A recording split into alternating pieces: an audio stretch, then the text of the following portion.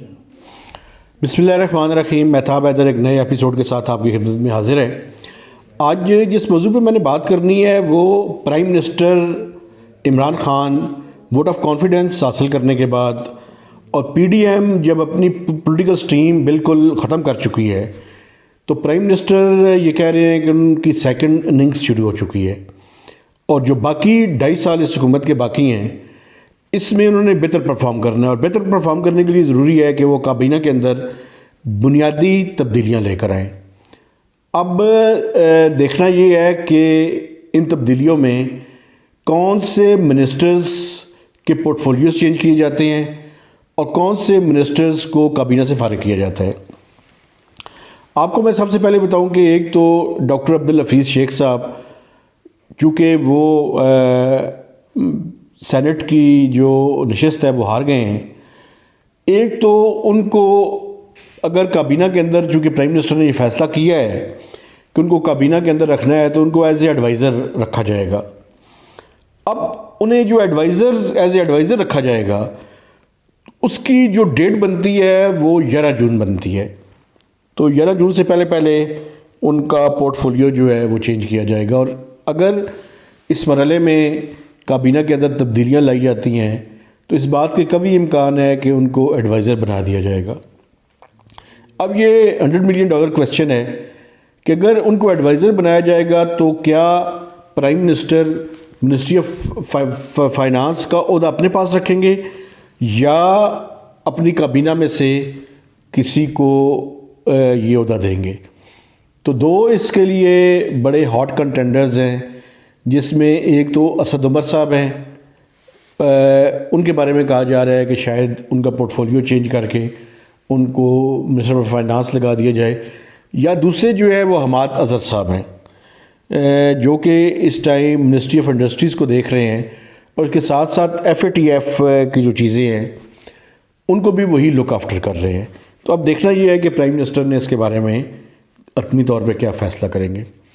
دوسرا جو ہے وہ سب سے امپورٹنٹ منسٹر فار انفارمیشن کا پورٹ فولیو ہے. اس کے بارے میں بھی کافی بات چیت کی جا رہی ہے, کافی کیا سرائیاں کی جا رہی ہیں کہ شاید دوبارہ سے منسٹر فار انفارمیشن کے عہدے پہ تبدیلیاں لائی جائیں اور شاید جو کابینہ کے اندر ہی منسٹر ہے فواد چودھری صاحب کا نام بھی لیا جا رہا ہے. اب دیکھنا یہ ہے کہ اس کے بارے میں کیا حکومت جو ہے وہ الٹیمیٹلی فیصلہ کرتی ہے.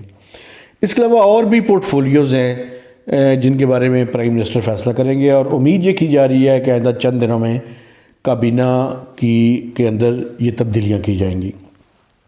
لیکن دوسری طرف حکومت کو وقتی طور پہ یہ ریلیف بھی ملا ہے کہ جو پی ڈی ایم کی کال تھی کہ وہ 26 مارچ سے اسلام آباد کی جانب لانگ مارچ کریں گے, وہ فار ورچوئل اور for real purposes P D M وہ اپنے مقاصد حاصل کرنے میں ناکام ہوئی ہے.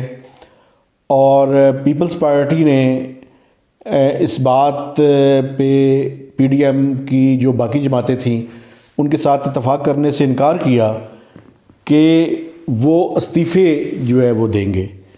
کیونکہ دیکھیں بیسیکلی جو پرابلم ہے وہ یہ ہے کہ اگر پی ڈی ایم استعفے دیتی ہے تو استعفے دینے کے نتیجے میں اس کے بعد کیا ہوگا. آئیڈیلی تو یہ سمجھا جاتا ہے کہ ملک جو ہے وہ نئے الیکشنز کی طرف جائے گا, لیکن کچھ انکانسٹیٹیوشنل کام بھی ہو سکتا ہے, اس میں کوئی شک نہیں ہے. کوئی پوری شیورٹی کے ساتھ نہیں کہہ سکتا کہ ملٹری اسٹیبلشمنٹ اگر اس طرح کی سچویشن ہو تو گھبراہٹ میں آ کے کیا کام کرے گی, اور ایک دفعہ اگر وہ شیر پہ چڑھ گئے تو پھر شیر سے اترنا جو ہے وہ مشکل ہو جائے گا.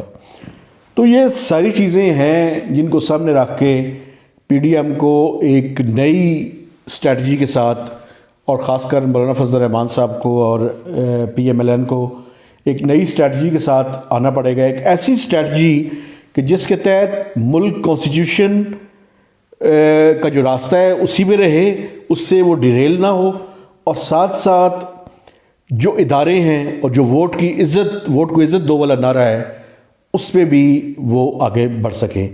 اور اب تو ان کا بیانیہ بھی میں سمجھتا ہوں خاصا کلیئر کٹ ہے کہ جس میں وہ اسٹیبلشمنٹ کے 3 لوگوں کے نام لیتے ہیں اور بڑے کلیئرلی کہتے ہیں کہ یہ 3 جو افراد ہیں یہ اس کے پیچھے جو ہے وہ رسپانسیبل ہیں.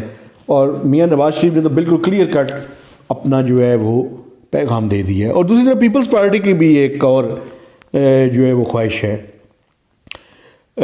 خواہش تو نہیں لیکن ان کی اسٹریٹجی کا حصہ میں کہہ سکتا ہوں, جس میں یہ ہے کہ پنجاب قربانی دے اب اور پنجاب کی لیڈرشپ قربانی دے.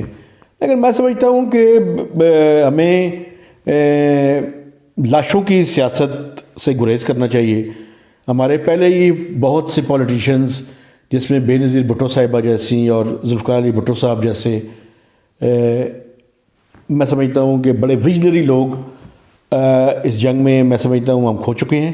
ہمیں مزید لیڈرز نہیں کھونے چاہیے بلکہ اس طرح کی اسٹریٹجی اپنانی چاہیے کہ جس کے نتیجے میں یہ پولیٹیکل لیڈرشپ مضبوط ہو, آئین کا راستہ مضبوط ہو, اور اس کے ساتھ ساتھ ان فیزز جو ہے وہ ووٹ کو عزت دو کا نعرہ بھی ہو اور جمہوریت بھی مضبوط ہو. اور جمہوریت دوسری ٹائم مضبوط ہوگی جب جمہوری ادارے مضبوط ہوں گے. تو یہ ساری سچویشن جو ہے اب اس بات کی متقاضی ہے کہ کیا سیکنڈ اننگز میں عمران خان صاحب پرفارم کرتے ہیں یا ان کی جو پچھلے 2.5 سال کی پرفارمنس ہے وہی آگے چلتی رہتی ہے. میں سمجھتا ہوں کہ حکومت کو ایک نیا موقع ملا ہے کہ وہ اپنی ٹیم کے اندر ایڈجسٹمنٹ کرے اور اس بات کو انشور کرے کہ آپ اپنی ڈیلیوری کو اور سروس ڈیلیوری جو ہے اس کو بہتر کریں. وہ سروس ڈیلیوری جو ہے کس طرح بہتر ہو سکتی ہے اس کے بارے میں نیکسٹ ویلاگ میں بات کروں گا, اور میں امید رکھتا ہوں کہ آپ نیکسٹ ویلاگ بھی اس کے لیے اس پہ سنیں گے, چونکہ میں اس کے بعد اس میں یہ بات کروں گا کہ کس طرح سے بیوروکریٹک اور منسٹرز جو ہیں ان کی ایک سنرجی ڈیولپ کی جائے, تبھی یہ پرفارمنس کا جو کام ہے اس کو کیا جا سکتا ہے. آپ یہ دیکھیں نا, حکومت اور پرائم منسٹر خود کہتے ہیں کہ سب سے بڑا مسئلہ جو ہے وہ مہنگائی ہے, اور مجھے دیکھیں میں سمجھتا ہوں کہ یہ خالصتاً گورننس کا ایشو ہے. اگر ہم گورننس کو امپروو کر لیں تو کچھ مہنگائی ایسی ہے کہ جو صرف گورننس کی وجہ سے جو ہے وہ بڑھی ہے, تو اس پہ کم از کم حکومت قابو پا سکتی ہے. مہتاب حیدر کو اس ویلاگ سے اجازت دیں, اور نیکسٹ ویلاگ میں گورننس کو بہتر کرنے کے حوالے سے جو ریکوائرڈ چیزیں ہیں ان پہ بات کروں گا. اس ٹائم تک اجازت دیجیے. خدا حافظ.